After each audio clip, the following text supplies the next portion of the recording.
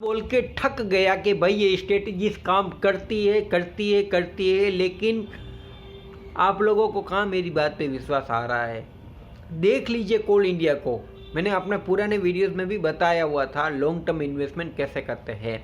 आज फिर से वही बात मैं आपको वीडियोस में बताने वाला हूँ कि लॉन्ग टर्म स्ट्रेटजीज जो होती है ना, अगर आप नए हो ना तो समझ लीजिएगा भाई, दिल से कह रहा हूँ, वर्क ना करे ना तो आप मेरे चैनल को अनसब्सक्राइब कर दीजिएगा, डिसलाइक कर दीजिएगा, कमेंट में गाली लिख लीजिएगा प्लीज़।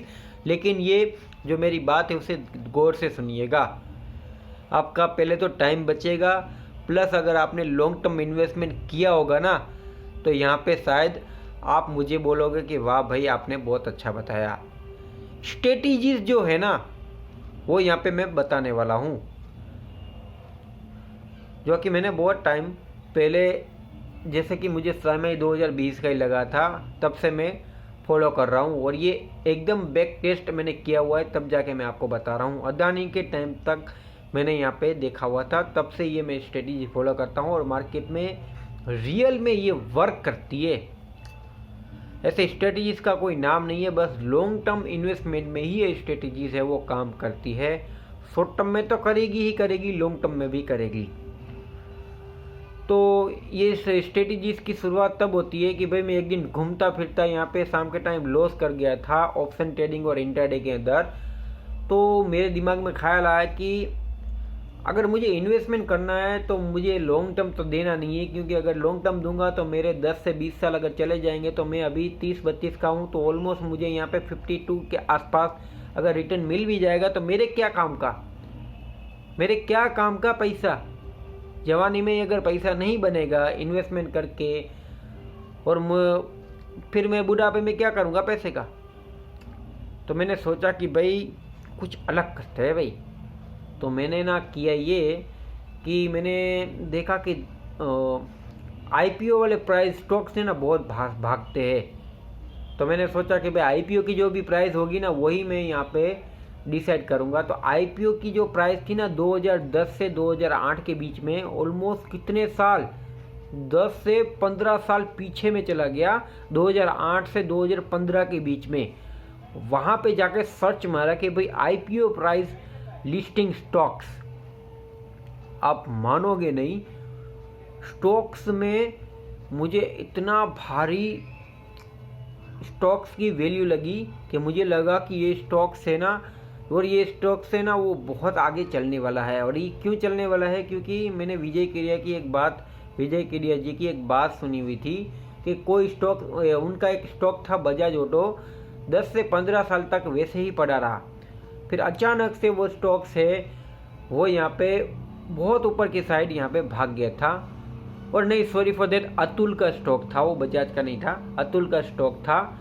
ऑलमोस्ट भाग गया तो ऑलमोस्ट 6000 के आसपास पहुँच गया था और ऑलमोस्ट 10 साल तक वैसे ही पड़ा था। तो वही स्ट्रेटजीज को मैंने अपने स्टॉक्स में आईपीओ प्राइस से सर्च मारना चालू किया। अब 2013 की बात थी, तो 2013 से या फिर 8 के आसपास का कोई भी स्टॉक था ना, तो मैंने देखा, तो उसमें मुझे अभी की फ़िलहाल की बात करूँ तो एक कोल इंडिया मिला हुआ था, एक गेसिप मिला हुआ है। और 2022 में मैंने सर्च मारा था तब मेरे पास सामने 2-3 स्टॉक था। एक था यहाँ पे रेमंड का था, एक था कैनफिन होम, और ऐसे बहुत 3-4 स्टॉक्स है जो मैंने सर्च मारा था। और आज अगर उस स्टॉक्स की प्राइस देखें ना तो ऑलमोस्ट रेमंड जो था ना वो 700-800 से अभी 1600-1700 के आसपास पहुंच गया था, और कैनफिन होम में वो ऑलमोस्ट 300 से अभी 600-700 के आसपास पहुंच गया था। तो वैसे ही स्ट्रेटजीज जो होती है ना वो काम कैसे करती है, आपको सबसे पहले तो स्टेप बाय स्टेप सीखोगे तो पता चल जाएगा। 10 से 15 साल पुराने स्टॉक जो होते हैं ना आईपीओ प्राइस के, उसको देखने का। अब आईपीओ प्राइस से अगर वो स्टॉक्स नीचे मिलते हैं, वॉरेन बफेट जी कहते हैं कि अगर आपको 5 रुपये की पेन है वो यहाँ पे 1 से 2 रुपये से 3 रुपये में मिलती है और उसका समय ज़्यादा हो गया है, तो यहाँ पे आपको वो पेन खरीदनी चाहिए, जिससे कि आप घाटे में नहीं रहोगे, लेकिन प्रॉफिट के चांसेस बहुत ज़्यादा रहेंगे। हाँ, अपोलो माइक्रो था, वो देख लीजिएगा, उसकी प्राइस तब के टाइम की और अब के टाइम की। ऑलमोस्ट बहुत टाइम से आईपीओ प्राइस का स्टॉक था, जो कि आईपीओ प्राइस से ऑलमोस्ट जो स्टॉक था वो बहुत सस्ता हो गया था, और अभी फ़िलहाल 2022-23 के अंदर आसपास वापस डिफेंस सेक्टर जैसे ही भाग रहा है, तो वो भी स्टॉक्स है वो भाग रहा है। तो समझ में आ रहा है कि आपको सबसे पहले तो इन्वेस्टमेंट भी इतना टाइम नहीं रखने का है, क्योंकि क्या फ़ायदा 10-20 साल लोग तो बोल देते हैं कि भाई 5-10-15 साल रख लो तो आपकी ज़िंदगी सेटल हो जाएगी, लेकिन आपकी ज़िंदगी कहाँ घंटे सेटल होगी। आप 20 से 30 साल की उम्र में अगर ट्रेडिंग करना चालू करोगे तो आपके पास इतना फंड नहीं होगा। अगर फंड आएगा तो 32-35 साल के आसपास आ जाएगा, और 32-35 साल के बाद अगर फंड आ भी गया और 10-15-20 साल रख भी दिया तो उसके क्या गारंटी कि आप ही खा पाओगे, बच्चे के बच्चे भी हो जाएंगे तब तक। तो कोई फ़ायदा नहीं है। इन्वेस्टमेंट करना है तो ये मेरी स्ट्रेटजी तो सही है जो मैंने फॉलो किया हुआ है।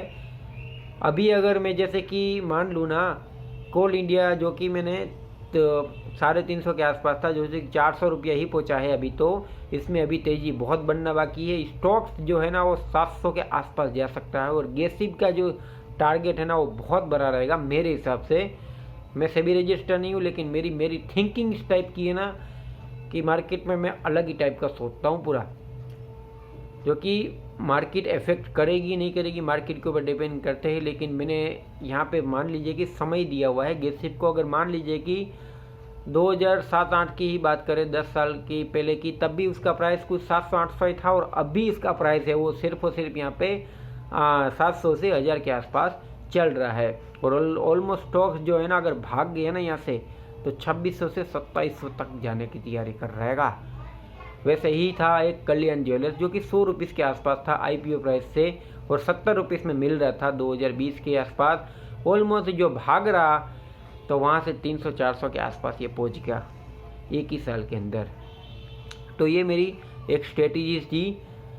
अगर अच्छी लगे हो तो लाइक कर दीजिएगा, और नहीं समझ आ रहा है तो कमेंट में बताइएगा। और मैं कोटक सिक्योरिटीज यूज़ करता हूँ, जहाँ पे लाइफ टाइम मुझे यहाँ पे फ्री इंटरडे मिल रहा है। अगर आप चाहें तो डाउनलोडिंग कर सकते हैं। धन्यवाद, थैंक यू फॉर वॉचिंग।